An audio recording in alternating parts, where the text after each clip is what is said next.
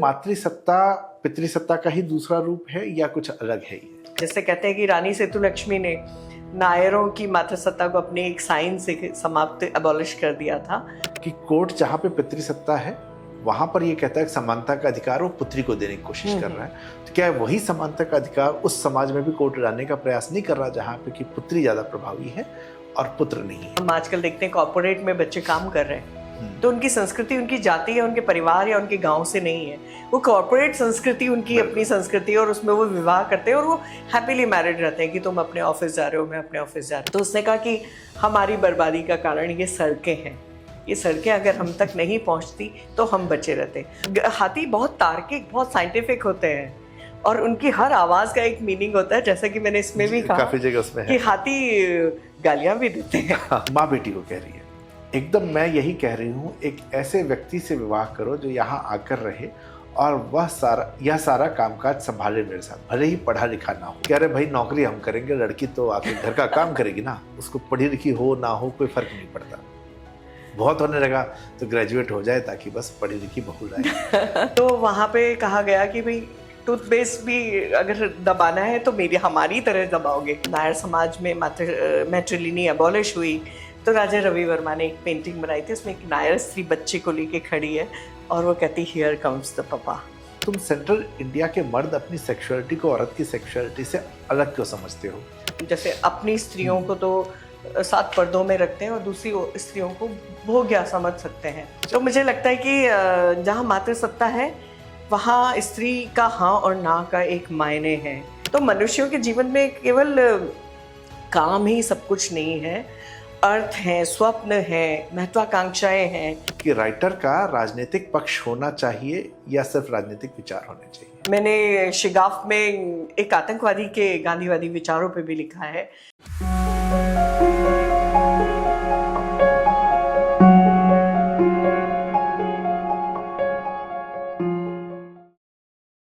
नमस्ते, मेरा नाम है नवीन चौधरी और आप मुझे देख रहे हैं दैनिक जागरण हिंदी हम चैनल के सेगमेंट बातें किताबें में।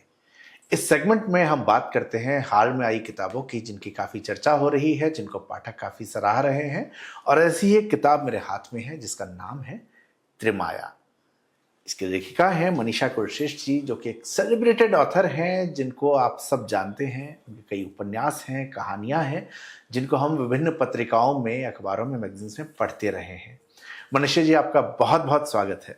बहुत शुक्रिया नवीन। हिंदी है हम में आकर मुझे अच्छा लग रहा है कि आज हम दोनों बात करने जा रहे हैं। आपकी किताब का जो पहली लाइन है, भारतीय मातृवंशीय समाजों पर केंद्रित उपन्यास, और किताब में बात करते हैं तो 3 समाज की आपने बात की है जिसमें पशु भी है, मनुष्य के अलावा पशु भी है। तो सबसे पहली चीज तो ये है कि एक जो प्रश्न, पितृसत्ता शब्द तो बड़ा कॉमन है जी, लेकिन मातृसत्ता क्या है, डिफरेंस क्या है? और ये सवाल मैं इसलिए पूछ रहा हूँ क्योंकि इसी में आपने एक जगह पर आपके पात्र के माध्यम से ये बात कही गई है कि मम्मी केरल में कभी भी एक सच्चा मातृवंशी समाज नहीं रहा, यहाँ कर्णवर ही मुखिया थे परिवार के। तो ऐसे में जो है मुखिया मामा ही है, कर्णवर मामा है। तो ये मातृसत्ता पितृसत्ता का ही दूसरा रूप है या कुछ अलग है ये? अगर नवीन हम आरंभ से बात करें, जब ये सृष्टि आरंभ हुई थी और मनुष्यों ने धरती पर अपनी गतिविधियां शुरू की थी, तो अगर उस समय जो पुरुष था वो हमेशा युद्धों में, संघर्षों में व्यस्त रहता था, तो इसके जो हम कहें एंथ्रोपोलॉजी में बाकायदा साक्ष्य मिलते हैं कि मातृसत्ता से ही इस धरती पे मनुष्यों के समूह शुरू हुए थे। क्योंकि अगर पुरुष उपलब्ध नहीं है घर में तो स्त्री को पूरे क्लैन को, पूरे अपने कुल को देखना होता था और वो कुल माता हुआ करती थी। तो वो धीरे धीरे जब युद्धों का और बहुत समय तक रहा, अगर मैं कहूँ 18वीं शताब्दी में भी नायर समाज मातृसत्तात्मक मातृवंशीय था जी। तो ये कहना गलत ना होगा कि तब तक स्त्रियों की सत्ता चलती थी और माता से बेटी को संपत्ति मिलती थी और उसकी देखभाल जरूर कर्णवर करते थे। लेकिन ये तो एक बहस का मुद्दा है क्योंकि मेरा एक पात्र बोल रहा है। लेकिन हाँ, कर्णवरों की जो मामा है उसकी भूमिका धीरे धीरे वो संपत्ति देख के बदली और हुआ ये कि कर्णवर के फेवरेट भतीजे भतीजियां, उनको ज्यादा सुविधाएं मिली।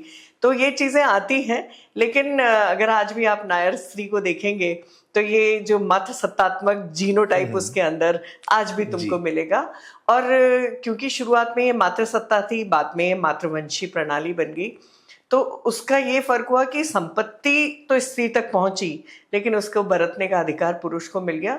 तो मैं ये नहीं कहूंगी कि पितृसत्ता का ही एक रूप है, ये बकायदा एक मातृसत्ता है, लेकिन हाँ, इसमें पुरुष की भूमिका बीच में अधिक बढ़ती और कम होती चली गई। तो एक शब्द अलग अलग आया जब हाथियों की बात थी, मातृसत्ता थी, और एक मैटरनिटी वर्ड आपने यूज किया, तो डिफरेंशिएट हम कैसे करें? हाँ, देखो हाथियों में आज भी मातृसत्ता है। अगर वो पूरा समूह है तो एक कुलमाता ही देखती है, वहां किसी पुरुष का आना भी निषेध है। जब हथनियों का बड़ा बड़ा झुंड होते, 150 हाथियों को लेकर हथनियां चलती है, और उस समूह में माँ होगी, बेटियां होंगी, मौसी होगी, नानी होगी, और टीनेजर बच्चे होंगे। अच्छा, टीनेजर बच्चों का कोई वहां पे जेंडर डिस्क्रिमिनेशन नहीं होता, लेकिन जैसे ही वो जो टीनेजर हाथी है, जो मेल हाथी है, वो बड़ा होने लगेगा, उस प्यूबर्टी तक पहुंचेगा, तो उसको क्लैन से निकाल के आजाद किया जाता है कि जाके तुम अब अपनी स्वतंत्र जीवन बिताओ, और केवल संसर्ग के समय किसी भी झुंड में तुम जा सकते हो।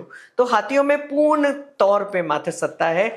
इसलिए मैंने ये कोशिश की कि हाथियों को, इस मातृसत्ता को बरक्स वो जो मातृसत्ता धीरे धीरे मातृवंशीय प्रणाली में रिड्यूस हुई, और अब उनका भी विरोध हो रहा है। जैसे कहते हैं कि रानी सेतुलक्ष्मी ने नायरों की मातृसत्ता को अपने एक साइन से समाप्त, अबॉलिश कर दिया था, और कुडू जो एक खासी जाति में सबसे छोटी बेटी को कहा जाता है, तो उसको संपत्ति मिलती है अपनी माँ की। लेकिन धीरे धीरे वहाँ, क्योंकि वहाँ पे भी आदिवासी युद्ध और इस तरह के संघर्ष समाप्त हो चुके हैं, और अब क्योंकि नौकरीशुदा और एक फैमिली सिंगल यूनिट हो गई है, वहाँ पे माता पिता 2 बच्चे, तो वहाँ पर लड़कों ने विरोध करना शुरू किया है, और एक तरह से कानूनन मांग उठने लगी है कि संपत्ति का बंटवारा बराबरी से हो।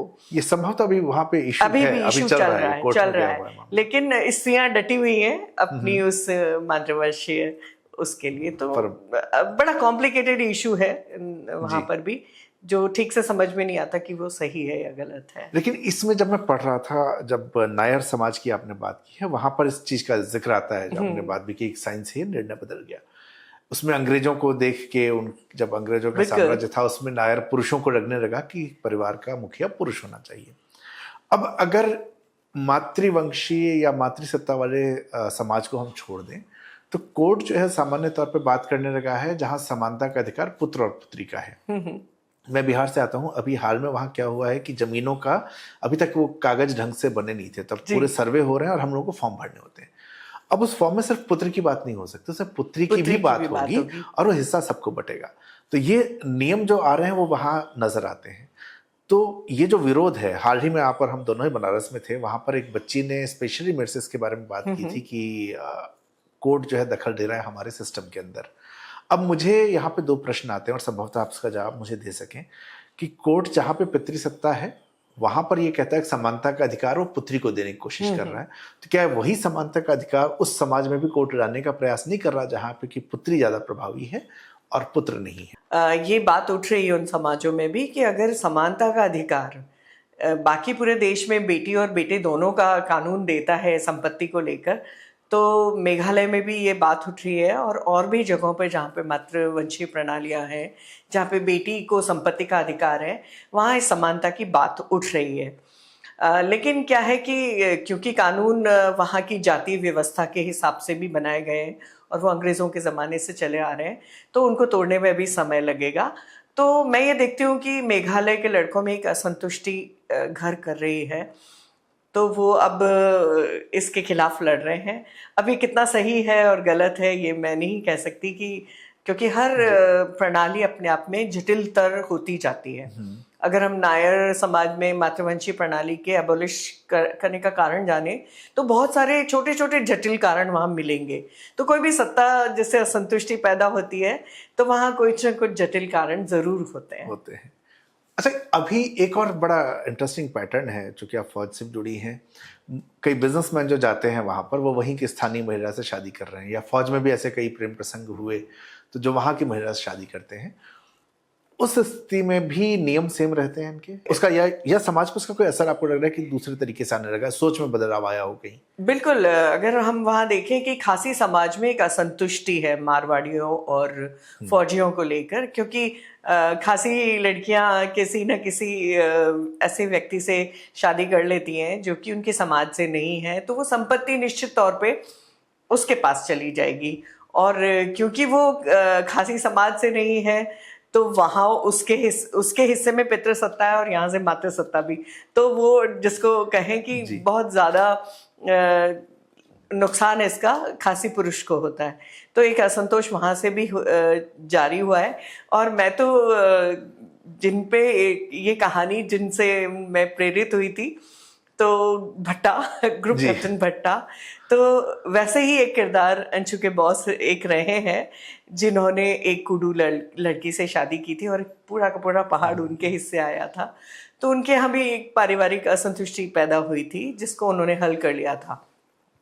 तो मुझे लगता है कि अगर किसी चीज़ को हल कर लिया जाए, और क्योंकि स्त्रियां इतनी असंवेदनशील नहीं होती हैं, तो अगर आप इसकी बात देखें यहाँ की मातृवंशी प्रणाली की, तो छोटी लड़की को खाली संपत्ति नहीं मिलती। इसमें आपने जो सवाल उठाया था उसके आगे बुआ जवाब देती है कि मैं कुडू गर्ल जरूर हूँ और ये संपत्ति मुझे जरूर मिली है, लेकिन मुझे सारे अपने रिश्तेदारों का ख्याल रखना पड़ता है, मुझे अपने भाइयों उनके बच्चों का भी ख्याल रखना पड़ता है।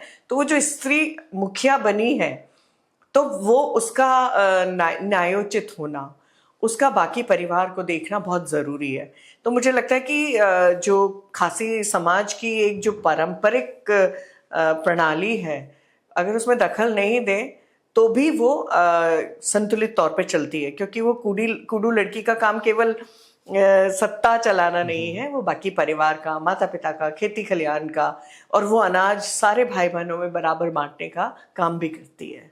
अच्छा, अब यहाँ पे बड़ा ट्रिकी सी सिचुएशन है जब दूसरे उसमें शादी की बात होती है, तो ये है कि विचार जो है हमेशा जो दूसरा परिवार आएगा, जब हमारे परिवारों में शादियां एक ही वंश में या एक ही जाति में होती है, एक राज्य में होती है, एक थॉट प्रोसेस ये होता है कि हमारी संस्कृति है, जो हमारे परंपराएं हैं वो जीवित रहें, वो उसी रूप में रहें। और मेरे ख्याल से विरोध होने का बहुत बड़ा कारण यही है कि उनको लगता है हमारी संस्कृति खत्म होगी, जो खासी में भी हमें नजर आता है। लेकिन वहीं दूसरी तरफ एक तर्क ये कहता है कि जब अंतर जातीय विवाह, अंतर धर्म के विवाह होने शुरू होंगे, तो वहां पर जो है सामंजस्य समुदायों में बढ़ेगा। अब इस सिचुएशन में अगर मातृसत्ता वाले इस चीज को ध्यान में रखा जाए, इवन पितृसत्ता वाले को, आपको क्या लगता है कि क्या होना चाहिए? क्या ये एक ही संस्कृति में विवाह हो ताकि वो संस्कृतियां बची रहें, या जो चल रहा है लव मैरिजेस होती हैं वो हो उस तरीके से? मुझे लगता है कि प्रेम सब चीज़ों पे भारी होता है, तो आप प्रेम विवाह तो नहीं रोक सकते। लेकिन जहाँ तक संस्कृतियों की बात है, कहीं ना कहीं एक सामंजस्य हो तो संस्कृतियाँ भी बच सकती हैं। लेकिन ये मैं देखती हूँ कि प्रेम विवाहों के बाद जो एक नई संस्कृति पनपती है, जैसे हम आजकल देखते हैं कॉर्पोरेट में बच्चे काम कर रहे हैं, तो उनकी संस्कृति उनकी जाति या उनके परिवार या उनके गांव से नहीं है, वो कॉर्पोरेट संस्कृति उनकी अपनी संस्कृति है, और उसमें वो विवाह करते हैं और वो हैप्पीली मैरिड रहते हैं कि तुम अपने ऑफिस जा रहे हो, मैं अपने ऑफिस जा रही हूँ, एक कॉर्पोरेट सिस्टम है। लेकिन अगर हम बहुत ही इंडिजिनस सोसाइटी में वहाँ जाएं, तो वहाँ की जो प्रणालियाँ हैं, तो मैं ये देखती हूँ कि जो बच्चे आधुनिक हो गए, शहर से बाहर निकल गए, वहाँ तक ठीक है, लेकिन वहाँ जाकर उस पूरी आदिवासी संस्कृति को खराब करने की जो सायास चेष्टा है वो गलत है। मुझे लगता है कि उनको उनके समूह में छोड़ देना चाहिए। मुझे याद है हमारी मणिपुर पोस्टिंग थी, तो एक आदिवासी मुखिया से मेरी ये बातचीत हुई, तो उसने कहा कि हमारी बर्बादी का कारण ये सड़कें हैं, ये सड़कें अगर हम तक नहीं पहुंचती तो हम बचे रहते। और ऐसे ही अगर मैं भगौरिया उत्सव की बात करूं, तो पहले वहां पे ये था कि पान खिलाया, लड़की ने माना, उसने वधू मूल्य चुकाया और आकर वो दोनों पति पत्नी घोषित हो गए। अब क्या है, भगौरिया में जाओ, आप उन लड़कियों से बात करो कि तुमने किसी से पान खाया, तो कहती हैं नहीं, आप क्या लोग सोचते हो, ये तो केवल मेला है। वो डिनायल मोड में आ गए। तो मुझे लगता है कि हमें बहुत इंट्रूड भी नहीं करना चाहिए, लेकिन वहां से अगर निकल कर कोई आधुनिक बनता है और बाहर शादी करता है, वहां तक सही है। लेकिन हम जाकर वहां कोई सायास विनिष्ट करने का प्रयास करें, वहां पे कोई बाउंड्री लाइन होनी चाहिए नवीन, मेरा ये ख्याल है। अच्छा, आपने मणिपुर पोस्टिंग की बात की, तो एक तो आपने इसमें भूमिका में लिखा भी है कि ये जो उपन्यास है ये यायावरी के से अनुभव उपजा से है। जन्मा है। तो थोड़ा सा आपकी वो यात्रा, चूंकि आप फौजी की पत्नी हैं तो ट्रांसफर तो खूब होते हैं, तो जी। कहाँ कहाँ पे देश भर में आपकी यात्राएं रही हैं? अगर मैं ये बात कहूँगी, सबसे पहले मैं शादी होके जब जा रही थी तो हमारी फ्लाइट कैंसिल हो गई और हमें बसों ट्रेनों में जाना पड़ा। तो जो ये कछार वैली है जी। वो गुवाहाटी से 7 पहाड़ पार करने के बाद आती है। तो जब मैं वहाँ से गुजर रही थी तो रास्ते में त्रिपुरा के गेटवे मिला और मणिपुर के रास्ते मिले। तो मैं ये देख रही थी कि ये जो नॉर्थ ईस्ट है किस तरह से कटा हुआ है, वो मुझे पहली बार पता चला। तो सबसे पहली पोस्टिंग हमारी नॉर्थ ईस्ट थी और बिल्कुल कछार वैली जो नॉर्थ ईस्ट का बिल्कुल सघन इलाका कहलाती है, उसके आगे सब कुछ शुरू होता है। और उसके बाद हम सीधे बरेली आ गए थे। बरेली से हम लोग गए थे नाल, सीधे रेगिस्तानी इलाके में जो मेरा घर भी है। नाल से हमारी पोस्टिंग हुई थी सिरसा, हरियाणा। हरियाणा से हम लोग आए थे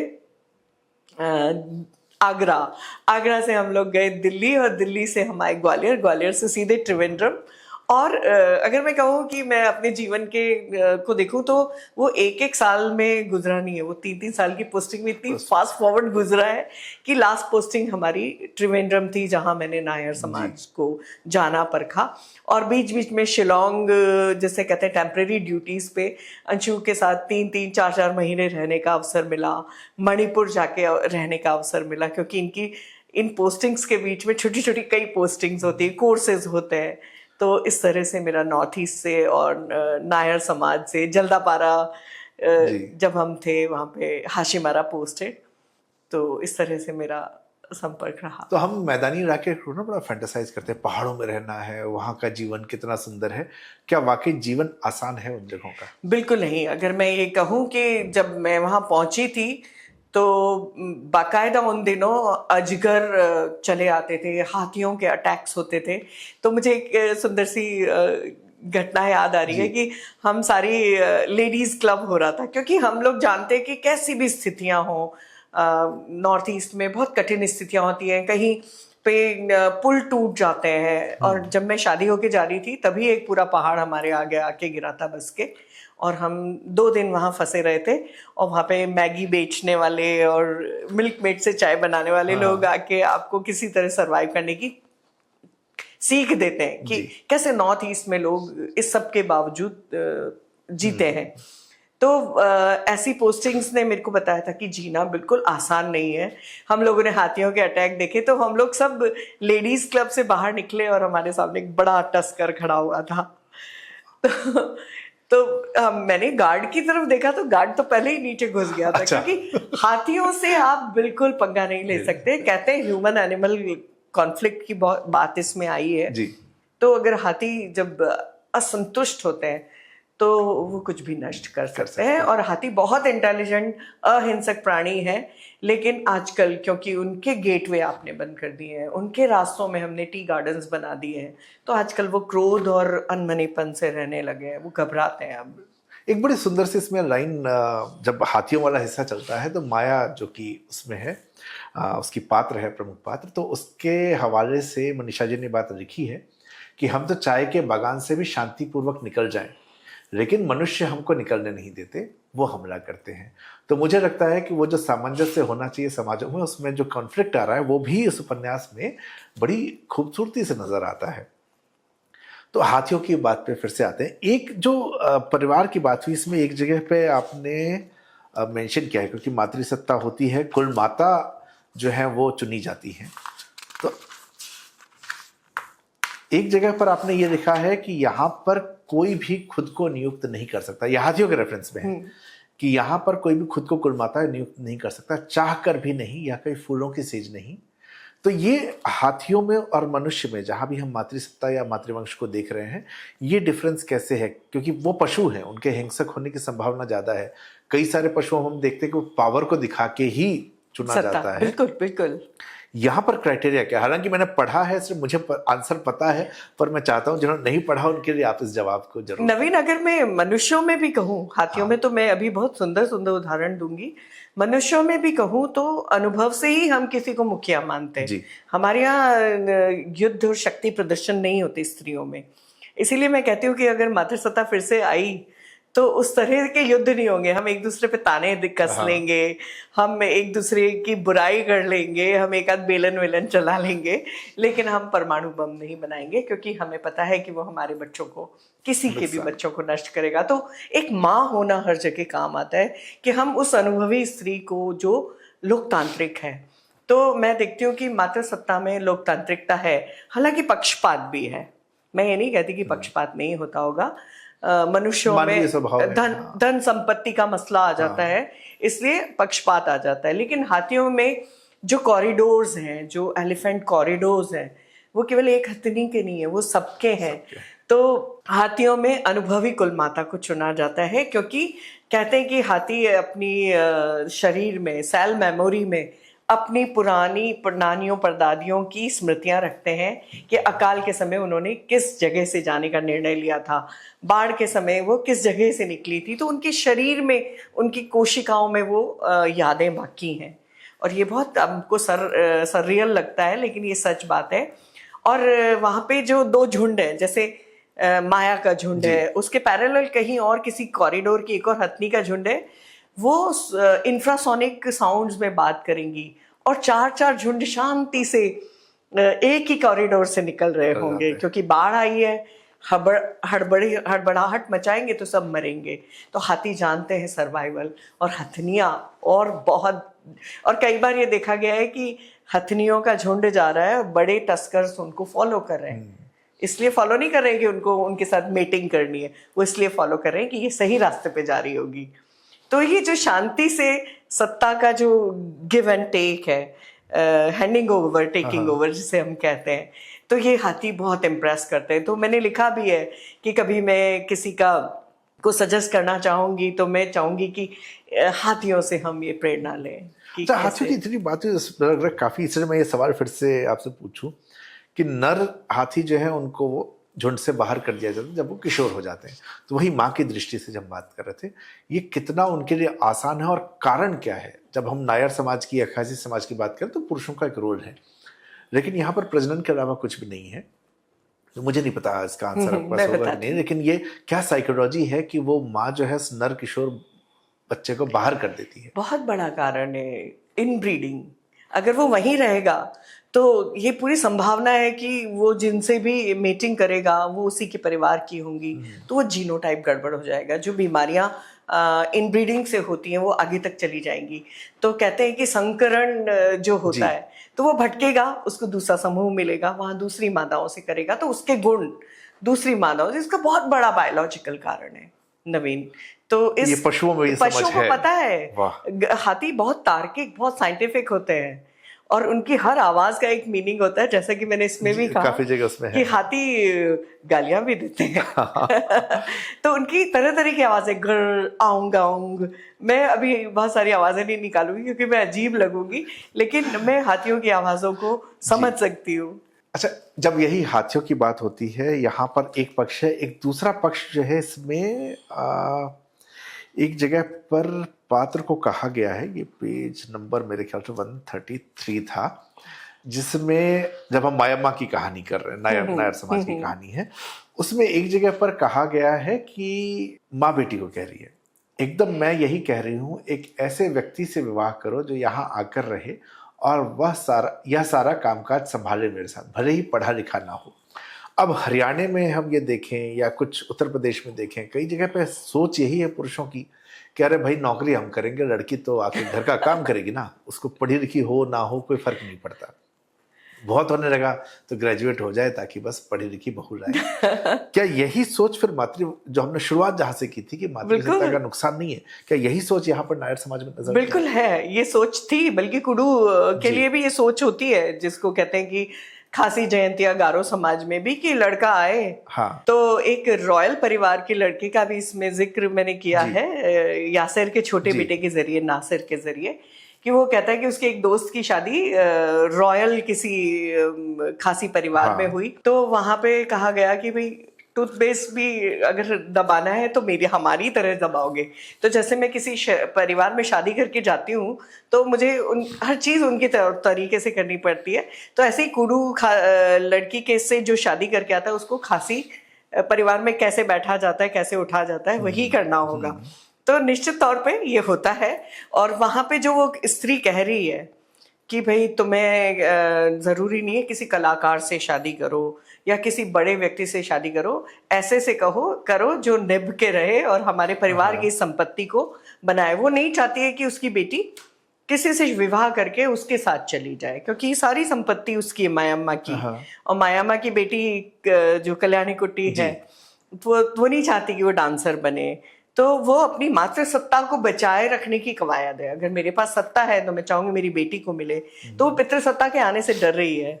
बिल्कुल। तो जैसा कि मैंने इसमें एक जिक्र भी किया था राजा रवि वर्मा की पेंटिंग का, तो राजा रवि वर्मा की पेंटिंग है। तो जब नायर समाज में मैट्रिलिनी अबॉलिश हुई तो राजा रवि वर्मा ने एक पेंटिंग बनाई थी, उसमें एक नायर स्त्री बच्चे को लेके खड़ी है और वो कहती हियर कम्स द पापा। तो जो मायम्मा की इनसिक्योरिटी है वो किसी पापा को नहीं आने देना चाहती, वहां मामा ही चला है।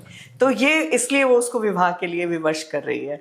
तो जो भी सत्ता जिसके पास है उसे अक्षुण्ण रखने की कोशिश में वो ये कोशिश करेगा कि उसके आने वाली पीढ़ी कहीं विचलन ना कर ले। अच्छा, पूरा जो है दो जेंडर्स की बात यहाँ पर फाइट है। इसमें जब नॉर्थ ईस्ट की बात करते हैं तो नॉर्थ ईस्ट में एक आज आपकी मेरी चर्चा भी इस पे हो रही थी। एक तो हम देखते हैं कि नॉर्थ इंडिया की तरफ या सेंट्रल एरियाज में जेंडर बेस्ड क्राइम बहुत है। नॉर्थ ईस्ट में थोड़ा सा ये कम नजर आता है, एक्सेप्टेंस दिखती है। और जब ये आपने नॉर्थ ईस्ट का पूरा जिक्र किया है तो उसमें युवाओं की कई बात हो रही है कि पेड़ों के झुरमुट में गायब हो गए जी, तो वो भी होता है। भट्टा की जब बात चल रही है, सो भट्टा के साथ जब यहाँ वाली माया की बात हो रही है, माया, सो वो माया नहीं है, माया है, वो माया मार्गरीटा, वहाँ का ये प्रोनाउंसिएशन ये है। उसमें उसने एक पर्टिकुलर बात कही थी कि तुम सेंट्रल इंडिया के मर्द अपनी सेक्सुअलिटी को औरत की सेक्सुअलिटी से अलग क्यों समझते हो, क्योंकि आपका काफी पूरा देशी एक तरह से आपने घूम लिया है मानसिकता को, south, north, central area, north east की बात करें। ये जो स्टेटमेंट माया का स्टेटमेंट है, इसको आपने पूरे देश में अलग अलग तरीके से कैसे देखा, कितना डिफरेंशिएशन हम इस चीज को देख रहे हैं? बिल्कुल, मैं बिल्कुल पश्चिमी राजस्थान में रही पैदा हुई हूँ। मैं वहाँ देखती हूँ कि स्त्री पुरुष के लिए ऑब्जेक्ट है और वो अपने परिवार की स्त्रियों के अलावा, जैसे अपनी स्त्रियों को तो 7 पर्दों में रखते हैं और दूसरी स्त्रियों को भोग्या समझ सकते हैं।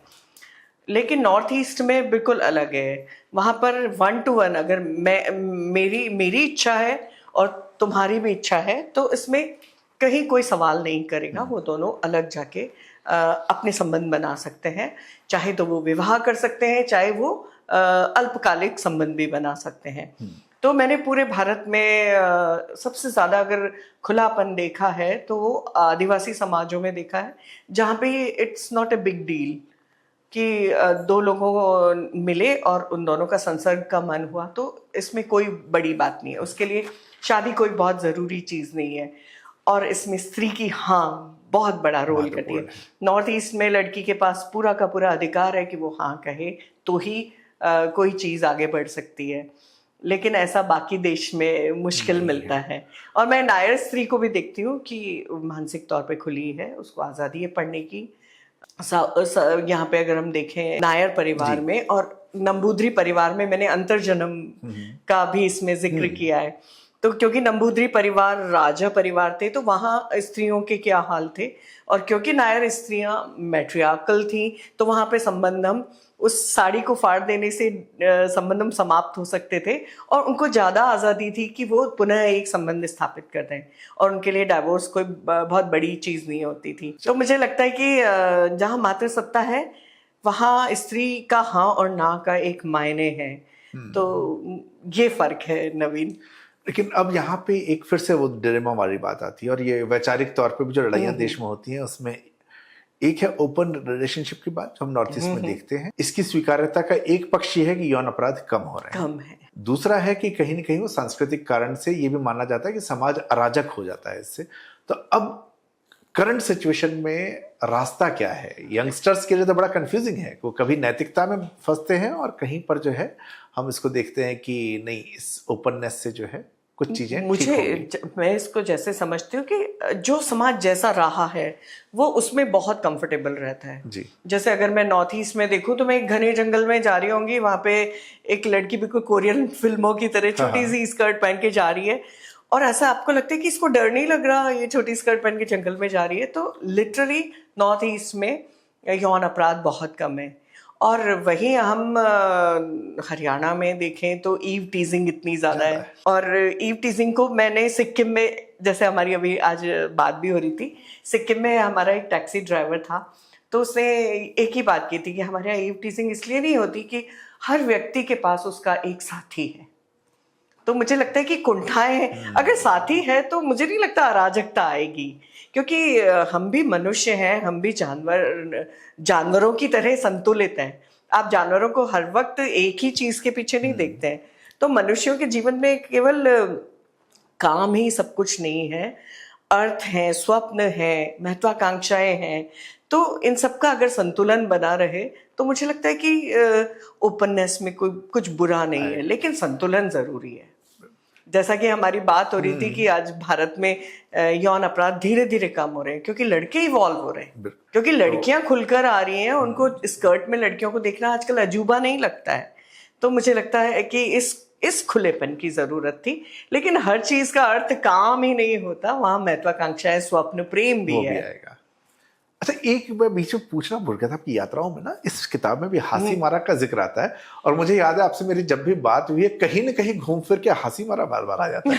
तो ये हासी मारा से कोई बहुत विशेष लगाव, कुछ खास? बिल्कुल नवीन, मैं दिल्ली में रह रही थी और बिल्कुल सत्ता का केंद्र है दिल्ली, चाहे साहित्य की सत्ताएं कहो या सांस्कृतिक सत्ता कहो।